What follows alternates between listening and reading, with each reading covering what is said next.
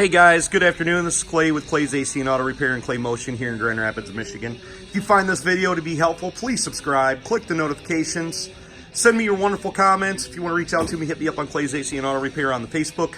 I'll be happy to answer your questions as quick as I can if I can answer them. And remember, if any other person can do it, you can do it too. That I promise you. Don't be the next to them, be the first to you. So what we got today is we just put this motor in this 2010 Chevy Equinox. It's running a little bit bad.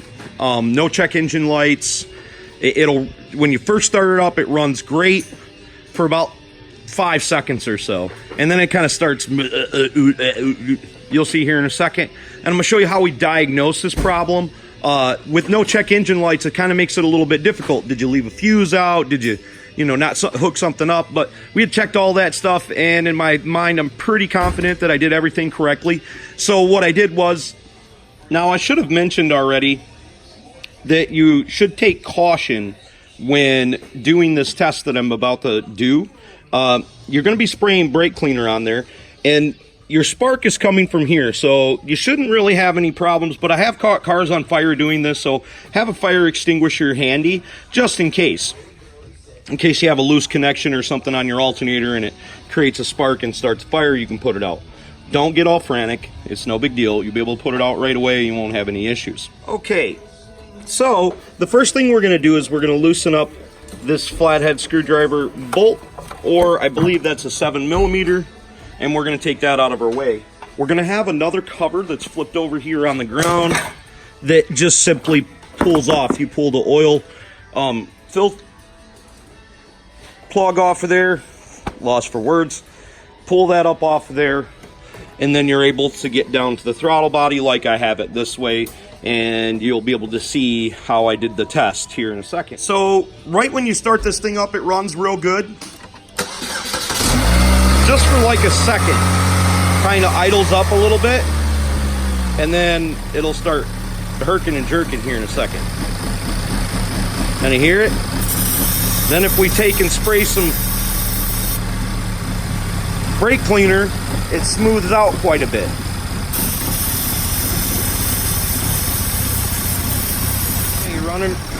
It's running real rough. And then you put the brake cleaner on there, and then it gets the appropriate amount of fuel sucked in through the gasket that's leaking on the back side of the intake, and it starts smoothing out. So that tells me that I got a bad intake. So we're gonna go ahead and run this intake off of here and check the gasket, maybe repair it, do whatever we have to do, clean the surface, whatever it is I made a mistake doing when I put it back together, and we'll see what we got. Okay, so while we were running the engine, our intention was to get the fluid down into here, so if it was sucking, it would suck it between these things. I don't think it's leaking up here. I actually think it's leaking down the bottom, because when I first started the test, it would take a second before it would rev up, which would tell me that the fluid was getting in there. But I needed the air box on there because I needed my mass airflow sensor to work properly so the engine would run proper if it was supposed to. So now we're going to go ahead and remove the intake. And actually removing the intake on here, it looks like it's a little bit tough, but it shouldn't be all that bad. We got a bolt that holds on the dipstick tube, and that's down here. That's going to be about our biggest problem. And then we got 6 bolts that hold it on here. So we're going to go ahead and take off these 13mm bolts. If I remember correctly, they could be 14, but pretty certain that they're 13. There's a nut there. There's a couple bolts back there, and they're pretty much in the location that you think they would be. So we're going to go ahead and take that off and take a look at our gasket and look at our surface and see what we got. One of the first things we're going to do is we're going to unplug the high pressure fuel injection if your system has that, and you're going to try not to break that clip like I just did. I don't know my own strength. We're going to remove the 10mm bolt that holds that onto the intake, and then we're going to go ahead and if we feel our hand down here, I'll turn on some light. There's a bracket right here that holds the dipstick tube to the intake. We're going to remove that bolt, and it's a 10mm bolt. And that hopefully can get you a visual on that thing. Right here. It's just below that coolant line. I'm going to remove this line right here, which is right up underneath our throttle, with a pair of pliers. After that, we're going to remove this tube that's connected to this electronic solenoid. And how you normally do that, I think most of them are supposed to be like this little pushy. You'll push that in and then wiggle that up and it'll pop off like that. Pretty sure it's supposed to have that connector on there, and mine's broken. Now, because this fuel line is going to be in our way, I'm going to go ahead and remove the whole module. And the reason that I'm going to do that is because it'd be simpler than removing this fuel line. I have a little line underneath here that I have to unscrew right there, but that's no big deal. We're going to unscrew that and remove the whole module, because I'm worried about, even if I take the line off of here, that the pen is still sticking out too far for me to be able to get that out. So these are two 10mm bolts. Now that you've loosened up the 17mm nut there, we can go ahead and remove the screws that house the pump onto the side of the motor. And we're going to go ahead and loosen up the 17mm line that's held onto the main fuel line down here. The reason I didn't use the tool most of all was because at home you may not have that tool. It's a little $5 tool to disconnect a fuel line. You might be able to pick up one from your auto parts store. With that line loosened, it will remove out of the way. Then we can finish taking out the other two bolts. Now with the 10mm, we're going to go ahead and remove the bolt that secures the fuel line onto the top of the valve cover. Now real quick, thought I would take this moment to explain to you how this works. Inside here there's a little piston, and the cam turns, and this motor, that spring works back and forth inside that motor, and then it pumps fluid really quickly into the fuel rail.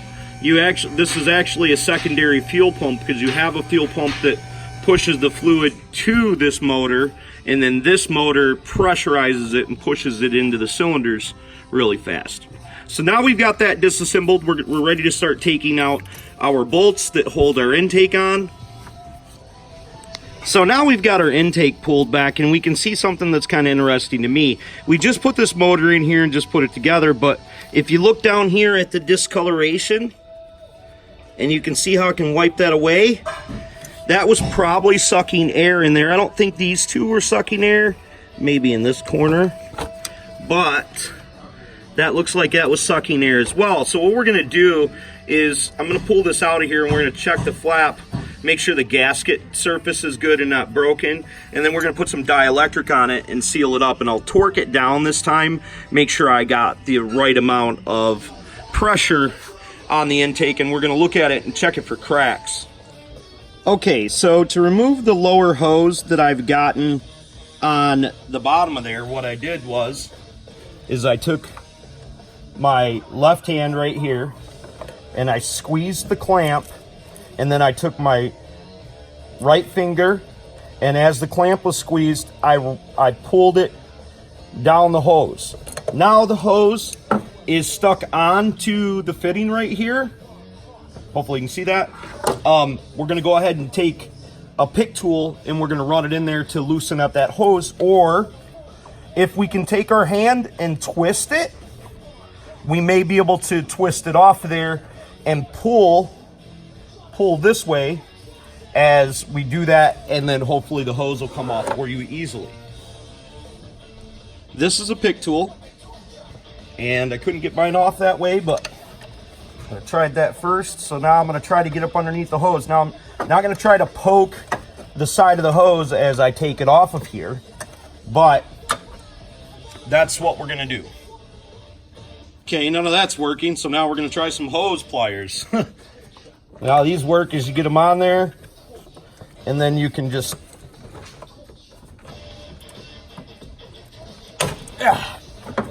yank it off of there, and you don't have to have as much trouble as I did.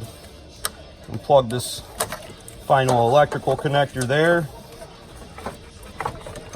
Try to get this out, but the problem is that there's the bracket that holds the oil tube on is kind of in our way, but we don't want to pull that out if we can avoid it.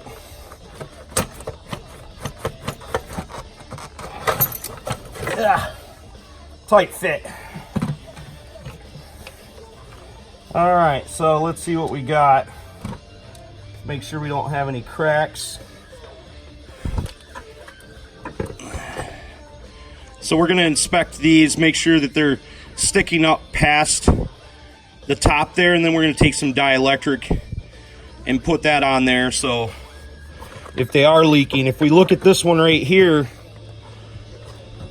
it looks like it's leaking. It looks like it's kind of cruddy and stuff. I should have dielectric this before I put it on, but I didn't. But I'm gonna give it a closer inspection just to make sure that it's not cracked somewhere, because it was rolling around the shop for a couple days. And I'm gonna go ahead and double check my bolts to my high pressure fuel injection system here and make sure I got them all tight and everything's seated down properly. I'm gonna take my hand and run it underneath there, make sure I can feel the same distance from the injectors to the block.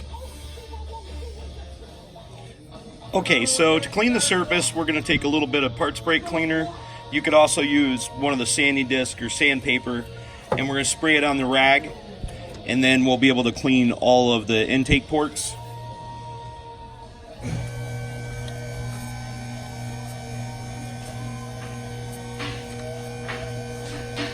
This surface was pretty clean before we put that intake on there, so I don't have to do as much to get this cleaner as I normally would.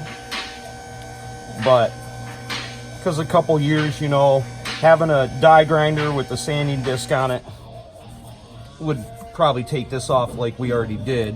I mean, we cleaned this stuff up before we put it together.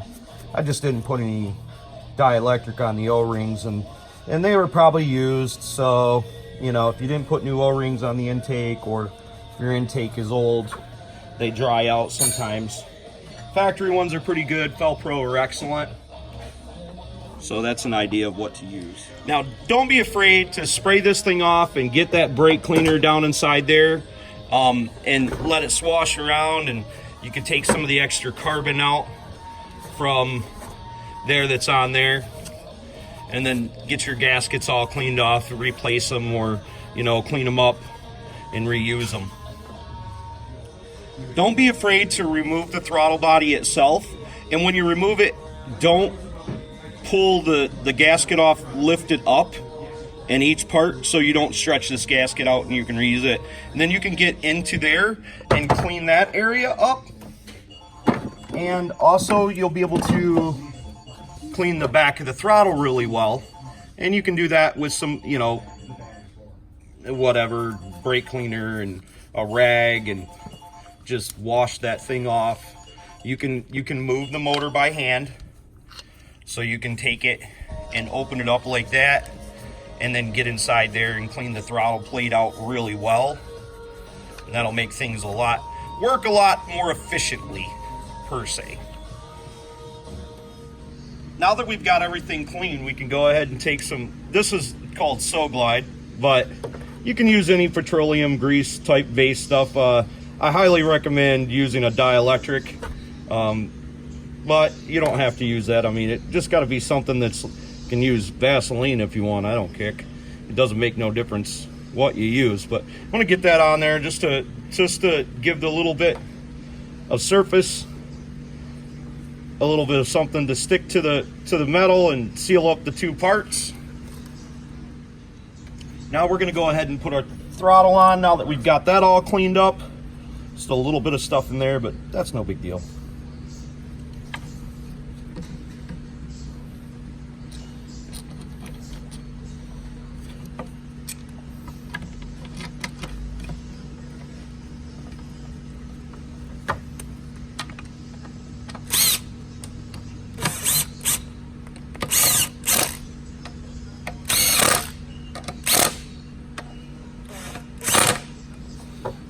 Now we'll dielectric our other side of our intake and install it. Now that we've got the dielectric on there and we can install it, doesn't matter if you get a little bit extra on there, it's not going to do anything.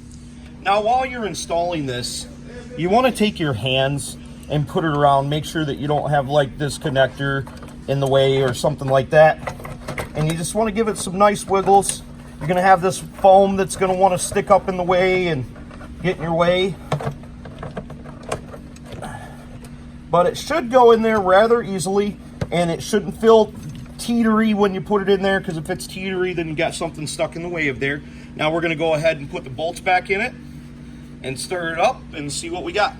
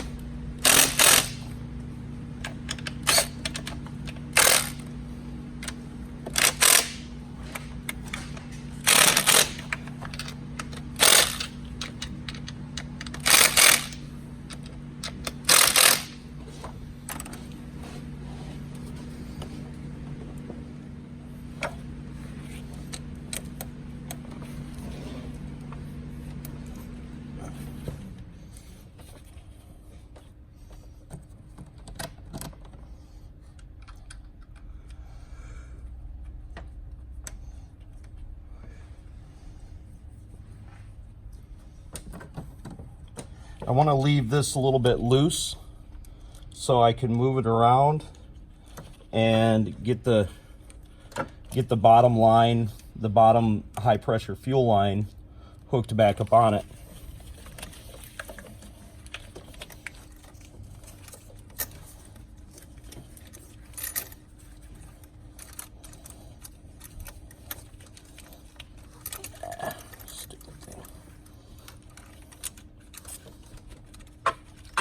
Once I got that screwed on there, then I can go ahead and tighten up all the bolts. Voila! There we go, running smooth as a watch. I don't know how I messed it up the first time, but I'm very proud of myself because I wasn't quite certain that that was what was going to actually happen, and that was what the problem was, because we did so much work to it. You never know what little thing you could miss, you know, it could have been ground or something like that. But hopefully this made yours run smooth like it made mine run smooth. I hope the video was helpful and saved you a couple $100 from taking it to the shop. God bless you guys. Click, subscribe, share my videos with your Facebook friends and anybody who's having issues. Remember, don't be the next to them, be the first to you, and if anyone else can do it, you can too.